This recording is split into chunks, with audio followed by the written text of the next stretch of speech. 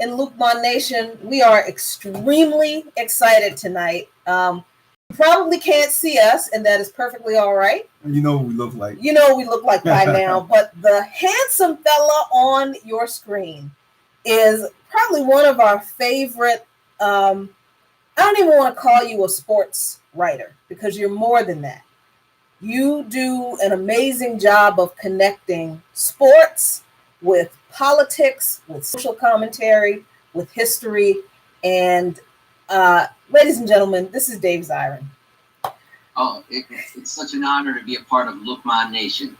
We're honored to have you, Dave. Now, let me make sure people are able to see us. It looks like we've got 3 people on. I'm checking to make sure, giving people a couple of minutes to hop on to make sure that people are able to join. Because tonight we are having the conversation about Nike, the NFL, right, Kaepernick, revolution, and what all this stuff means, right? And in the context of, I guess, Black liberation and what we're dealing with today. So let me see. I'm trying to make sure we're live over here. Well, I mean, anyway, social media has been a buzz with the whole new Nike campaign, the Kaepernick, with Kaepernick and all. And Dave, I've heard you because you also, for those of you who don't know, you can also catch Dave Zirin on WPFW, The Collision, as the show that he hosts, and you can catch him. Is that on Thursday, Dave? Yep. Thursdays at 10 a.m. At 10 a.m. So even if you don't live in the DMV area, in the Washington D.C. area, I mean, we're social media. You can it's website, tune in. It's heard all over the world. Wherever you at, you can check the Collision and Dave Zirin and on Thursdays. So anyway, getting back to Kaepernick, all the buzz on social media, Dave. And you know, Jackie and I had really caught a lot of flack, especially me, caught a lot of flack because there appears to be people. We already know the people who decided that they're going to burn their Nikes and they're going to do this and they want to support Cap. But then there's this other thing, Dave, which I really would like for you to, if you could, elaborate on. There seems to be this other side, and mainly on the progressive side, which suggests is that Kaepernick somehow, I won't say is responsible, but somehow there's this, it's like saying that he's like a sellout. Yeah. Because and that and the whole corporate thing that Nike is doing with exploiting workers and all. So Dave, could you really explore that for us, please? Well, I think we got to start with who Nike is and then who Colin Kaepernick is and then figure out how these two things come together and what it all means. I mean, Nike is a global leviathan. It is a massive, massive international company. It has been criticized over the course of decades for using child labor in Southeast Asia. In addition, it's a company that was caught out earlier this year for having what they call a Me Too crisis, rampant sexism in the workplace. They had to fire a ton of people because of that. So people can read the New York Times expose about that. I mean, it really does make your blood boil the way women were treated there for so many years. In addition, Nike is a company whose CEO and founder, Phil Knight, is somebody who gives millions of dollars to the Republican Party. Wow. So any idea that Nike is somehow this company of the Kaepernick rebellion or of any sort of resistance, I think is just kidding themselves. Like I wrote in my article, like asking Nike to be that is like asking a dog to meow. It's not, it is. Now, who is Colin Kaepernick? Colin Kaepernick, to me, is one of the bravest people we've had at the intersection of sports and politics, since Muhammad Ali. Like he's somebody who's put it all on the line to risk for what he believes in. And he is locked out of the National Football League right now. He's being colluded against because he dared take a knee during the national anthem to protest police brutality and police violence. Now, the fear that a lot of people have, I think, and I'm not talking about the foolish souls who are burning their Nike gear and all the rest of it, like the silly Trump clowns. Right. the fear that a lot of people have is that Nike is going to sand down Kaepernick's message. Right. They're going to be like political dentists and pull out the sharp teeth. What my take on this has been, and what I've written about, is that I think Colin Kaepernick is Colin Kaepernick, Nike is Nike. Mm-hmm. Colin Kaepernick has earned the benefit of the doubt to see if he can navigate these Nike waters. And it's not going to be easy. Nike is a snake pit. They're going to try to have their way with Colin Kaepernick and present him the way they want to present him. But Colin Kaepernick has shown that he's more than capable of being in control of his own image, of his own likeness, Right. and of his own message. And we need to give him the space and the chance to be able to do that successfully. Now, will he be able to do so? Time will tell. We'll figure it out. Nike is very powerful in that regard. And Nike also has a long history of really expropriating and using black athletes as a way to look edgy and sell their message. And, they've done that over the years to great effect. I mean, really starting when they started with the Air Jordan and Michael Jordan and got Spike Lee to make those commercials. I mean, that's when Spike Lee was considered, this revolutionary filmmaker. And they got Spike to do the commercials, and it goes back that far for Nike. So that's where I come down on this. It's like, it's trust Cap, don't trust Nike. Let's see what happens. That's my take on it. And I want to say one thing, though, to the left people that you were talking about. A lot of those same left people believe that Colin Kaepernick should be able to play in the NFL, right? Right. Sort of believe that. And so what I don't understand is that they would have no problem if he was back in the NFL, in which case he would be fronting for a pretty nasty corporation there in the National Football League. Like, somehow being the face of the NFL is okay, but being the face of Nike is not. At least as the face of Nike, he's not going to get brain injuries. Oh, wow. That's a great point. Get out there. Well, okay, so explain the connection with the brain injuries, because a lot of people who are invested in this whole Kaepernick conversation and Kaepernick good, Nike evil, and now that Kaepernick has a contract with Nike, Kaepernick must be evil too. Explain. Yeah, that's ridiculous. But a lot of these people are not football fans, so they don't understand the brain injury connection. Right. So explain what that means. Well, that's the thing too. It's like that's been a point of let's just say conflict in my own mind since this Kaepernick era of struggle has begun, and as he's been colluded against. Because on the one hand, I really do want Colin Kaepernick to be able to earn a living. If he wants to earn a living, if he wants to play football and he has the ability to do so, and he's good enough to do so, he should be able to play football. And it's a scary thing in this country if you have a group of wealthy, almost entirely white male billionaires who are deciding who gets to speak and who doesn't get to speak. Right. That's a frightening thing. Yeah, but there's also this small voice in my head that's like, well, I've met Colin Kaepernick. I've been to events where he's spoken at, and he truly has a beautiful mind. And the thought of that mind getting scrambled playing in the NFL, there's a part of me that's kind of glad that he's not playing, because it means we could have him as a public figure for much longer going down the line. Now, as far as concussion goes, they've just found in recent years that there's something called CTE, chronic traumatic encephalopathy. And those it's the result of what they refer to sometimes as mini concussions or subconcussions. And that's not when you see a player on the field get hit really hard and everybody goes, ooh.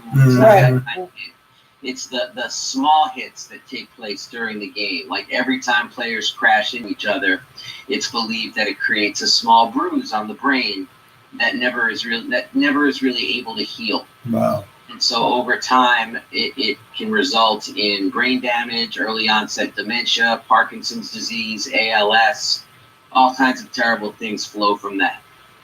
So what, Dave? So what do you think with that? What you just said. What do you think? How would that affect the future of the NFL? Because I understand that they've tried to do things about it, but how would that affect the future of the NFL? That's a great question, Apis, because they've taken all these efforts to make the league safer. They've changed the way you're allowed to tackle, changed where you're allowed to hit a player on the body, changed how you can use the helmet.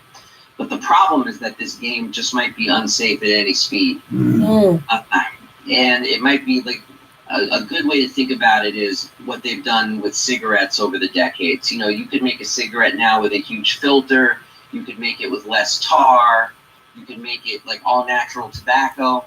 There's no such thing as a cancer-free cigarette. It doesn't exist. Right. And similarly with the NFL, like they can try to make it safer, but there's just no such thing as making it safe. And when you factor in that these players now are faster, stronger than they've ever been before, then I mean, to me, it makes it a game that's fundamentally dangerous. And for some players, that's what they actually like.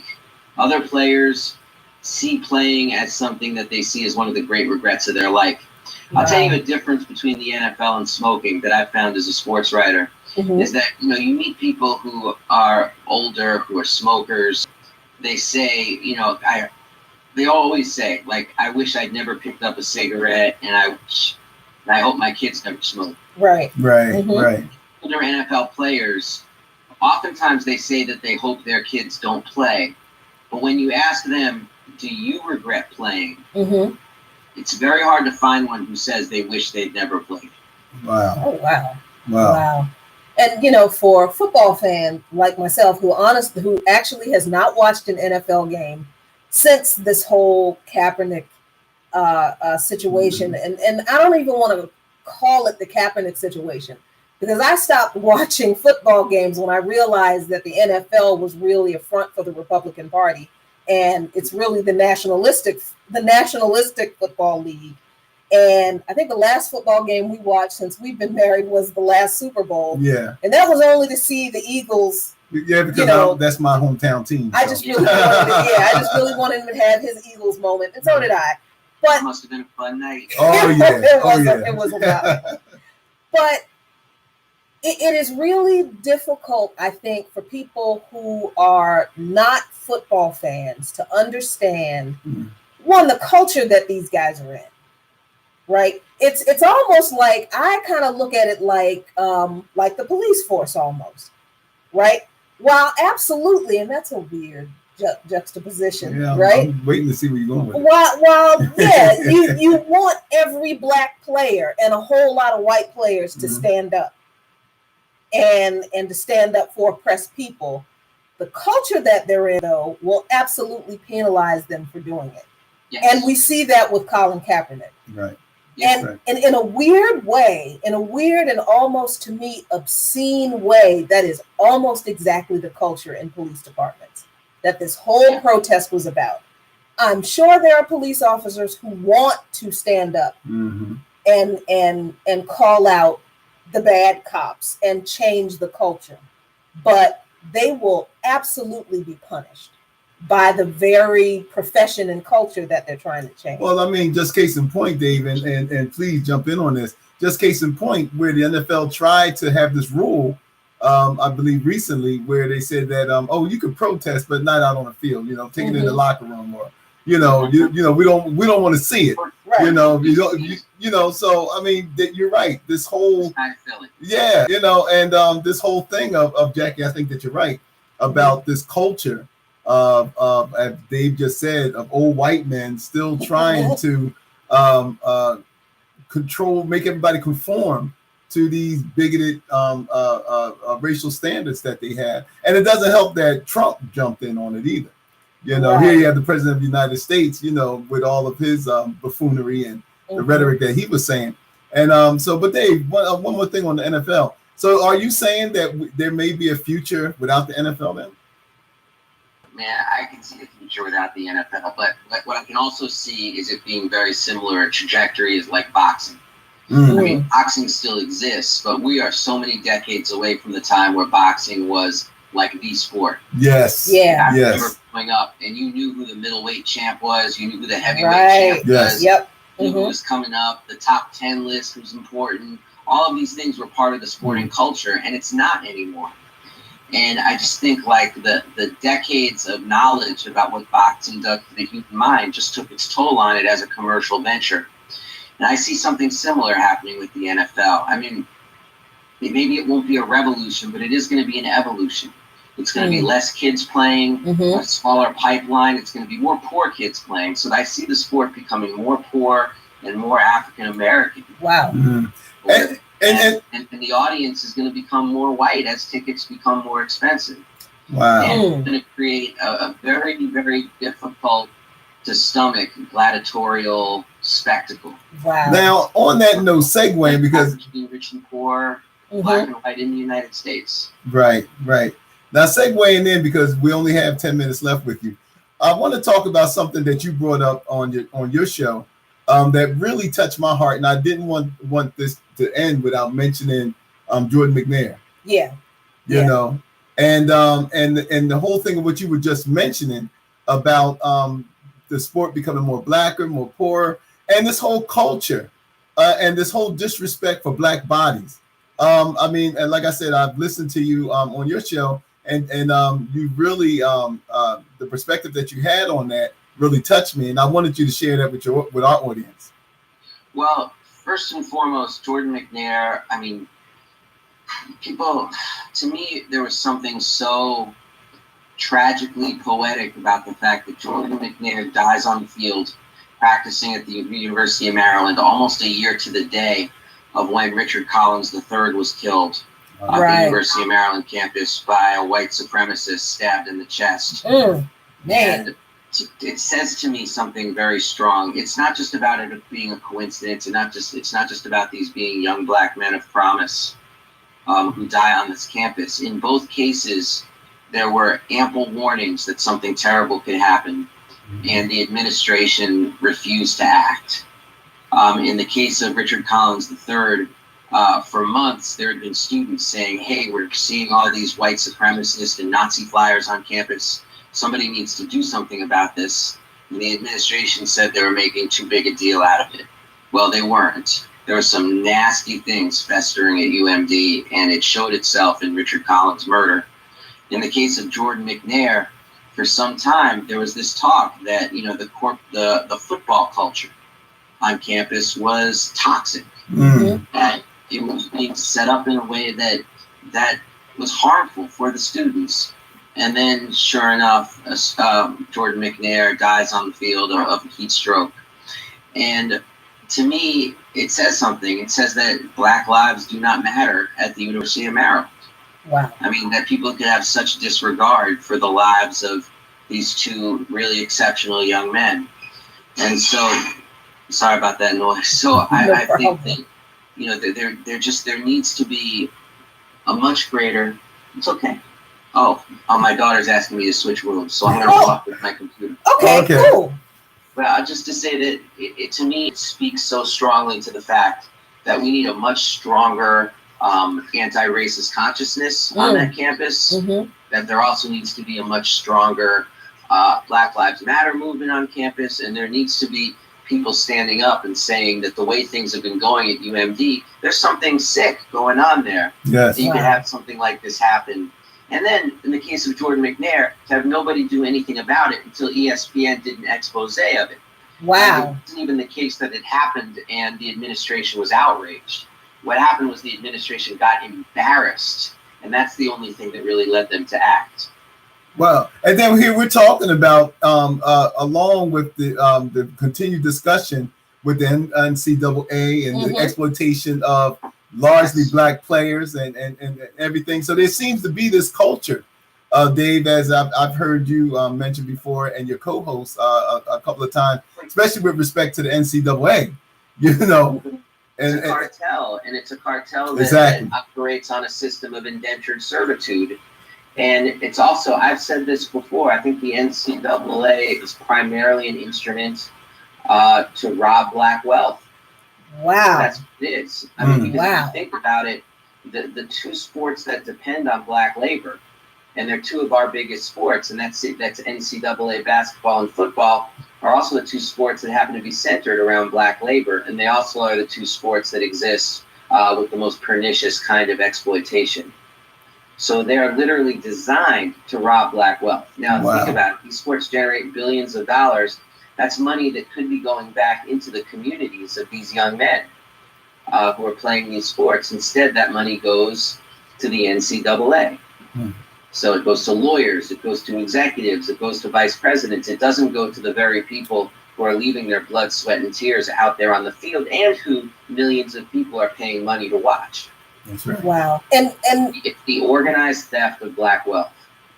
Wow. And just last point, because I don't want to rob you of enjoying opening night for the season, and I want to respect your time. To be honest, I only am watching it so I can stay up on what's happening. I don't support the NFL in like a fan anymore. It's just too ugly. Yeah, I mean, and, when analyzing the sport is your job, that's completely. But you mentioned a couple of words that tie this whole Kaepernick thing together and make it really interesting in a weird kind of almost gangster-like way, where I have a little tiny bit of respect for Nike, tiny bit of respect, and it's because Nike has a contract with the NFL to provide their uniforms. Until 2028. Money is locked in. That contract is locked in. Exactly. So the NFL and the owners can get as mad as they want to about Nike's contract with Kaepernick, but they can't do anything about having to pay Nike for the next decade. That's right. And that's kind of a beautiful thing. And they're going to show that commercial tonight during the game. Wow. Right. I mean, Jerry Jones's head is going to explode. I think that's a little bit gangster, especially since. I agree with you. That's one of the things I like about this. I just think we got to be very clear about what Nike's motivations are in doing this. Because their motivations are they're trying to make the biggest splash possible. Right. And there are a few people less popular right now in sports than Roger Goodell. Right. People love watching NFL football, but people are hating on the NFL. Yeah. And so for them to take on the NFL so directly, it is a smart business play in this climate. Yeah, and especially since, and you also brought up the NCAA, and I'm so glad you did, because a lot of people don't know that Nike also has a contract with the NCAA to provide them their uniforms. Right. That's hilarious to me, because all these people burning their Nikes, I'm trying to think of all those Alabama fans. Right. That's right. Right. So they're burning their Nikes, but they still got their Alabama jerseys. Yeah, let's see if those Ole Miss fans aren't going to support the Rebels. So, I mean, for me, this whole thing with Colin Kaepernick, it is complex because of the nature of capitalism and how capitalism has to have an oppressed group of people to survive, right? Yeah. And Nike is clearly a capitalist company, and they have no moral commitment. They didn't do this because they wanted to be on the right side of history. Right. They did this because they saw the social winds changing in Kaepernick's favor, and they said, "Oh, hey!" And not to mention that Kaepernick already had an endorsement contract with them that they just renewed and extended. And also, they know that the opposite of love is not hate, but indifference in this climate. Exactly. Kaepernick, he stirs up emotion. So whether you love him or hate him, you're going to talk about him. Right. And just so that people would know that Kaepernick also had a big milestone victory with his legal case. Oh, that's right. Yeah, I didn't want to thank you for not letting me forget that, because someone said to me today that it's not, because I said, it's kind of gangster that Nike is getting money from the NCAA and the NFL, and now they've inked this enormous deal with Colin Kaepernick, who the NFL hates. That's kind of gangster, especially since it seems like Nike is using NFL money to help Kaepernick pay his legal bills to sue the NFL. Right. But then someone said no. In his collusion case that the NFL tried to get dismissed last week. Exactly. Summarily knocked down in very tough language from an arbitrator. Yes. Saying that they violated, that there's enough evidence that the NFL's violated his labor rights, which now makes this much more than just an issue about the NFL trying to squelch speech, but now it becomes a labor issue as well. And if Colin Kaepernick wins his collusion suit, what it does is it invalidates the collective bargaining agreement. if the NFLPA chooses to do so, and then they will have the NFL owners over a barrel. Wow. Like, hey, we're not playing without a contract. Oh, the season started. Hey, what are you going to do? Wow. Wow. That's deeper than even I realized, because I was really focusing on the fact that someone said that it wasn't Nike that was paying Kaepernick's legal bills. It was his union. Well, not Kaepernick isn't employed by the NFL anymore. So the only union he would have been a part of would have been the players' union. So then that's even worse. That's even more gangster if the players' union is paying the legal bills for Colin Kaepernick to sue the NFL. They've donated attorneys to help him with the case, but his primary lawyer is being paid for by Colin, a guy named Mark Garagos, and he doesn't come for cheap, and he doesn't take prisoners. And this guy, Mark Garago, I believe, was the same one that represented Michael Jackson during his thing. I believe the same lawyer. The name sounds familiar. Yeah, it is him. Yeah. So anyway, Dave, last point, and we'll let you go. Serena Williams, the catsuit thing. The same thing with race with tennis has this problem with race also. You got one of the top athletes in the world. Hey. One of the top athletes ever in Serena Williams. And then here it is again, this whole catsuit thing. What's your take on that? Man, my take is that Serena is the ultimate trailblazer, groundbreaker. I don't think we even realize the full power of Serena Williams. I mean, because she's gone into a space that is hostile to Black people and hostile to the Black body. And she has not only been somebody who's been able to make herself comfortable in that space, but she's somebody who's become the greatest to ever step into that space. Yes. I just think we're going to be speaking about her, and I've written a piece about this before. We're going to speak about her in the decades to come the way we speak about Muhammad Ali now. Wow. We don't even understand the reach of her power and influence. Wow. Well, anyway, Dave, thank you for joining us. And we really were honored to have you here.